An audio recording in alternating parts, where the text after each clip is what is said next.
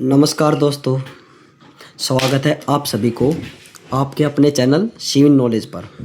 आज हम बात करेंगे बिल्डिंग कंस्ट्रक्शन के सबसे इम्पोर्टेंट पार्ट फाउंडेशन के बारे में।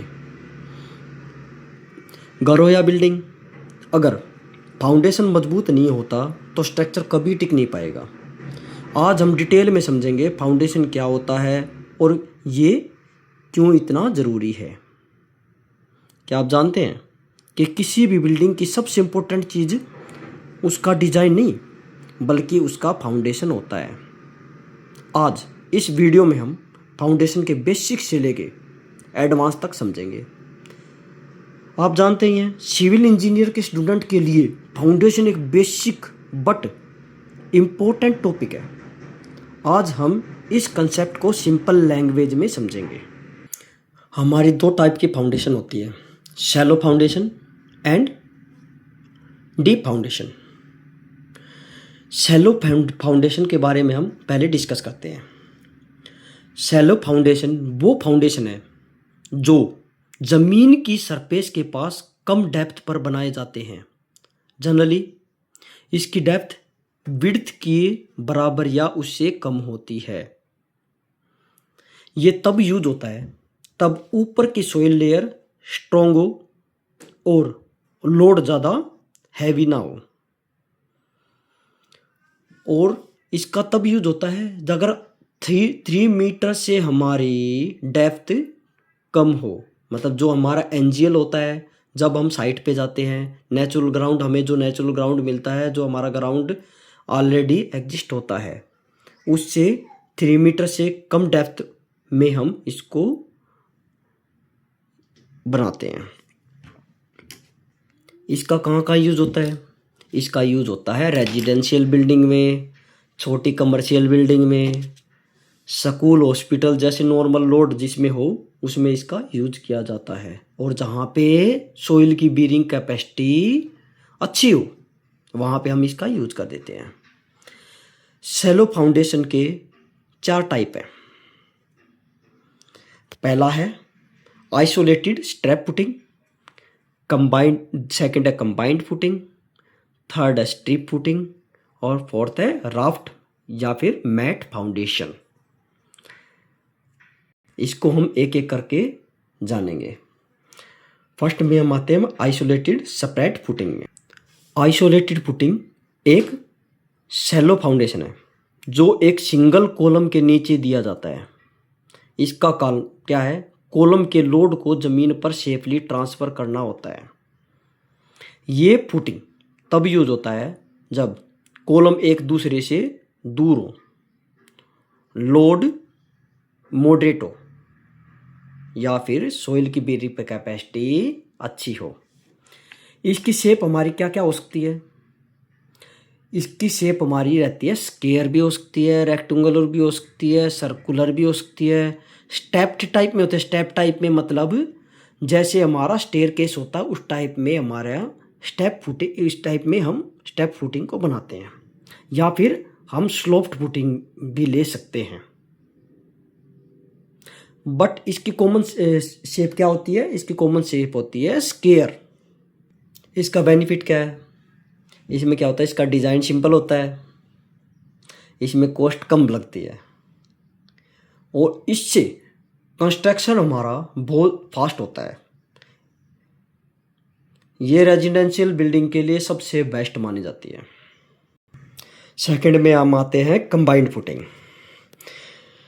कंबाइंड फुटिंग में क्या होता है?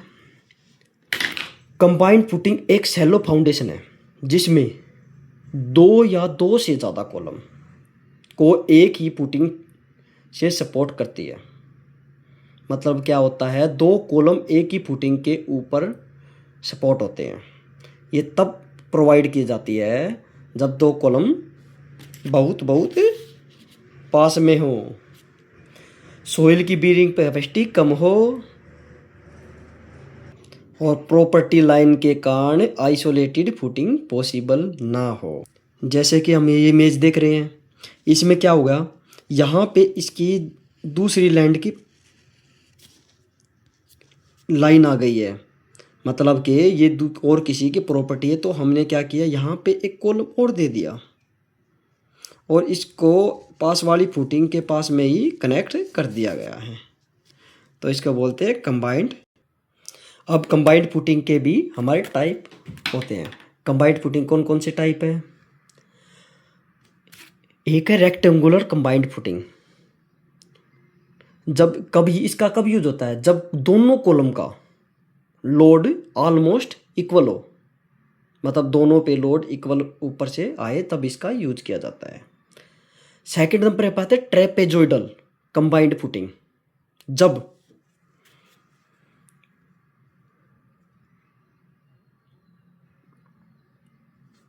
लोड ज़्यादा, दोनों कॉलम का लोड अनइक्वल हो। मतलब क्या है, एक पे तो लोड पड़े 2 टन का और एक पे पड़े 4 टन का, तो हम क्या उसमें क्या करते हैं? ट्रेपेजोइडल फुटिंग का यूज करते हैं।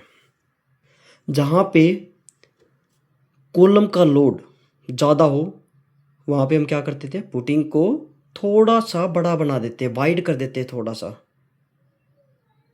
ताकि लोड आसानी से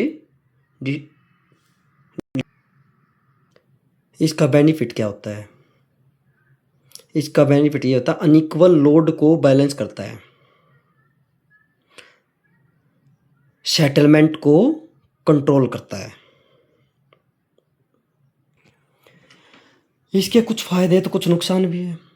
इसमें क्या होता है, आइसोलेटेड फुटिंग से कॉस्ट ज़्यादा लगती है और डिज़ाइन थोड़ा सा कॉम्प्लेक्स हो जाता है, मतलब थोड़ा सा मुश्किल हो जाता है डिज़ाइन।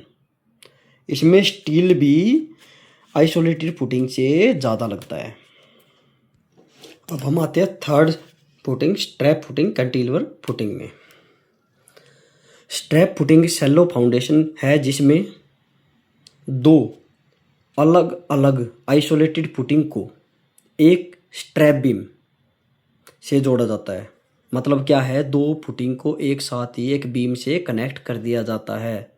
इसका मेन पर्पज होता है, जो इसेंट्रिक लोड होता है उसको बैलेंस करता है। स्ट्रैप फुटिंग कब दिया जाता है?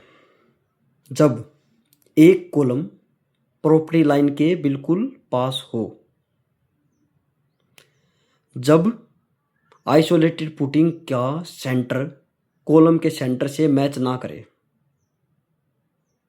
और जब लोड को बैलेंस करना ज़रूरी हो, तब इसका हम स्ट्रैप फुटिंग का यूज करते हैं। प्रॉपर्टी लाइन के पास फुटिंग की बाहर की तरफ एक्सटेंड नहीं कर सकते, इसलिए दूसरे कॉलम की फुटिंग से बीम के थ्रो कनेक्ट कर दिया जाता है। इस स्ट्रैप फुटिंग का बेनिफिट क्या क्या है? जब क्या होता है, प्रॉपर्टी लाइन प्रॉब्लम का सॉल्यूशन हो जाता है, इसेंट्रिसिटी कंट्रोल हो जाती है, सेटलमेंट भी इसमें कम होता है। जैसे कि हमारा कंबाइंड फुटिंग में होता है, स्ट्रैप फुटिंग का भी डिज़ाइन मुश्किल होता है, थोड़ा सा कॉम्प्लेक्स होता है। इसमें भी स्टील ज़्यादा लगता है और कॉस्ट आइसोलेटेड से फुटिंग से ज़्यादा लगती है। फोर्थ हमारा आ जाता है राफ्ट फाउंडेशन, जिसे मैट फाउंडेशन भी कहा जाता है। राफ्ट फाउंडेशन क्या कहा जाता है? मैट फाउंडेशन भी कहा जाता है। ये एक शैलो फाउंडेशन है, जिसमें पूरी बिल्डिंग के नीचे एक बड़ी रेनफोर्स्ड कंक्रीट स्लैब बनाई जाती है। इस स्लैब के थ्रो बिल्डिंग का लोड यूनिफॉर्मली पूरे सौर एरिया पर डिस्ट्रीब्यूट होता है। इसका कब यूज होता है? जब सोइल की बीरिंग कैपेसिटी लो हो, लोड हैवी हो, कॉलम क्लोजली स्पेस्ड हो, और डिफरेंशियल सेटलमेंट प्रिवेंट करता है। मतलब क्या है, जब क्या होता है सेटलमेंट, कि यहाँ से इतनी सेटलमेंट हो गई, यहाँ से 5 mm की हो गई, यहाँ 10 mm की हो गई, यहाँ इतनी हो गई, वो सेटलमेंट को क्या करता है? यूनिफॉर्म रखता है। मतलब सेटलमेंट होगी तो सब जगह से 5 mm की होगी या 10 mm की होगी, इक्वली होगी।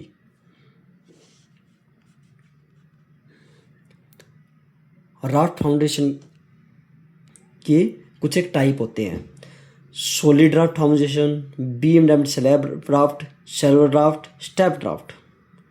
इसको हम सेकंड वीडियो में अच्छे से समझेंगे। Second number, deep foundation. Deep foundation वो फाउंडेशन होती है जो ज़मीन की सरफेस से काफ़ी गहरी तक जाती है और ऊपर के लोड को स्ट्रॉन्ग सोइल या रॉक लेयर तक ट्रांसफर करती है। ये जनरली कहाँ यूज होती है? जहाँ पे स्ट्रक्चर हैवी हो, ब्रिजेज और हाई राइज जो बिल्डिंग होती है उसमें इसका यूज किया जाता है। कब यूज होती है? जब सोइल सरफेस क्या होती है? वीक होती है, लोड हैवी हो, ज़मीन में वाटर टेबल क्या हो? ऊपर हो, मतलब पानी ज़मीन की टॉप लेवल से ऊपर हो, मतलब गहराई कम हो पानी पे, जल्दी पानी आ जाए। क्या होता है? जब सैलो फाउंडेशन सेटलमेंट के लिए सूटेबल ना हो तो हम क्या करते हैं? डीप फाउंडेशन का यूज करते हैं। टाइप्स क्या हैं इसके? अब इसके टाइप है pile foundation, caisson well foundation and pier foundation. एक एक को हम समझते हैं। Pile foundation.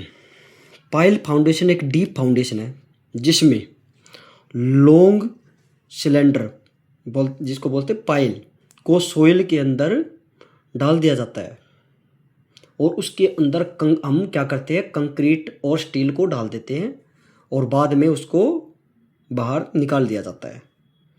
ये क्या करता है? लोड को वीक सरफेस सोइल से ऊपर स्ट्रॉन्ग सोइल या रॉक लेयर तक ट्रांसफर करता है। इसका यूज कब होता है? इसका यूज जब होता है जब सरफेस सोइल वीक हो, जब लोड हैवी हो, शैलो फाउंडेशन से जब सेटलमेंट कंट्रोल ना हो। और फोर्थ नंबर पर किसका भी यूज किया जाता है? ब्रिजेज में यूज किया जाता है इसको। ऊंची बिल्डिंग हो, लंबी टॉल बिल्डिंग हो, इंडस्ट्रियल स्ट्रक्चर में इसका यूज किया जाता है। इसके भी कुछ एक टाइप है जैसे कि हम अगले वीडियो में समझाएंगे, बट अभी मैं आपको ओनली टाइप बता देता हूँ। अकॉर्डिंग टू मटेरियल होता है, अकॉर्डिंग टू लोड ट्रांसफर होता है, अकॉर्डिंग टू इंस्टॉलेशन। अलग अलग टाइप होते हैं इसके। अकॉर्डिंग टू मटेरियल कौन कौन सी होती है? टिम्बर पाइल होती है, स्टील पाइल्स होती है और एंड कंक्रीट पाइल्स होती है। अकॉर्डिंग टू लोड ट्रांसफर कैसे बोल सकते हैं? And bearing piles, friction pile, combination piles. According to installation कौन सी है? Driven piles and bored cast in situ piles. अब हम सेकंड आते हैं वेल फाउंडेशन, केशन फाउंडेशन। इसके दो नाम से इसको बुलाया जाता है। वेल फाउंडेशन क्या होती है? वेल फाउंडेशन एक डीप फाउंडेशन है जो सोइल के अंदर सिलेंड्रिकल या रेक्टेंगुलर शेप में एम्बेड की जाती है। मतलब क्या होता है? एक सिलेंडर होता है, उसको क्या करते हैं? सोइल के अंदर, जैसे हमारे पाल फाउंडेशन में होता है उसी की तरह हम क्या करते हैं? उसको अंदर डाल देते हैं। इसका मेन काम है हैवी वर्टिकल और हॉरिजॉन्टल लोड्स को सपोर्ट करना और उन्हें स्ट्रॉन्ग सोइल या रॉक लेयर तक ट्रांसफर करना है। ये कब यूज होती है? ये तब यूज होती है जब हमारा ब्रिजेज, पियर्स और एबैटमेंट में यूज होती है। वीक सोइल जहाँ शैलो फाउंडेशन शेप ना हो या फिर वाटर लॉग्ड या रिवर बेड एरियाज में इसका ज़्यादा यूज किया जाता है। जहाँ पे वर्टिकल लोड भी हैवी हो और हॉरिजॉन्टल भी लोड हैवी हो। एग्जाम्पल बताएं? एग्जाम्पल है इंडिया के जो बड़े ब्रिज में वेल फाउंडेशन का यूज होता है, जैसे महात्मा गांधी सेतु। नंबर पे हमारा आता है पियर फाउंडेशन। इसमें क्या होता है? पियर फाउंडेशन एक डीप फाउंडेशन है जिसमें वर्टिकल कॉलम को सोइल के अंदर डाल दिया जाता है। इसका काम क्या होता है? हैवी वर्टिकल लोड को सरफेस सोइल से ऊपर स्ट्रॉन्ग स्ट्राटा तक ट्रांसफर करना है। ये ज़्यादातर यूज होता है हैवी, जो बहुत हैवी स्ट्रक्चर होती हैं, ब्रिजेज होते हैं, मल्टी स्टोरी बिल्डिंग होती हैं, उसमें इसका यूज होता है। ये कब यूज की जाती हैं? जब स्ट्रक्चर का लोड बहुत हैवी हो, सोइल वीक हो सरफेस पर, शैलो फाउंडेशन स्टेबल ना हो, और bridges, piers, retaining walls, high rise building में इसका यूज किया जाता है। इसके कुछ एक टाइप होते हैं, जैसे कि मेजनरी पियर होता है, जो हमारा ब्रिक से बनाया जाता है, उसको मेजनरी पियर बोलते हैं। कंक्रीट पियर होता है, कैशन पियर होता है। इसमें कैशन पियर में क्या होता है, वाटर लॉग्ड एरिया में डीप सिलेंड्रिकल पियर डाल दिए जाते हैं, मतलब क्या, कॉलम डाल दिए जाते हैं। और होता है फोर्थ स्टील पियर। इसका कुछ एक एडवांटेज है, हैवी लोड कैरी कर सकता है ये। सेटलमेंट भी इसमें बहुत कम होती है। ये जहाँ पे बहुत ज़्यादा वाटर लॉग्ड एरिया हो ना, जहाँ पे वाटर लेवल बहुत ऊपर हो, उसमें इसका यूज़ किया जाता है। बट इसकी कुछ एक डिसएडवांटेजेस, जैसे कि कॉस्ट इसकी बहुत ज़्यादा हाई आती है, कंस्ट्रक्शन में भी टाइम लगता है, और इसमें करने के लिए भी स्किल सुपरविज़न की ज़रूरत होती है। दोस्तों, आज हमारा डीप और शैलो फाउंडेशन के बारे में डिटेल में जाना। आज अगर आपको ये वीडियो यूजफुल लगा हो तो लाइक और शेयर करना ना भूलें, और ऐसी सिविल इंजीनियरिंग टॉपिक के लिए सिविल नॉलेज को सब्सक्राइब करें। अब आप बताएं, आपके हिसाब से कौन सा फाउंडेशन ज़्यादा इम्पोर्टेंट है, शैलो या डीप फाउंडेशन? कमेंट में अपनी राय ज़रूर दें। अगर आपको वीडियो पसंद आए तो लाइक, शेयर और सब्सक्राइब करना ना भूलें।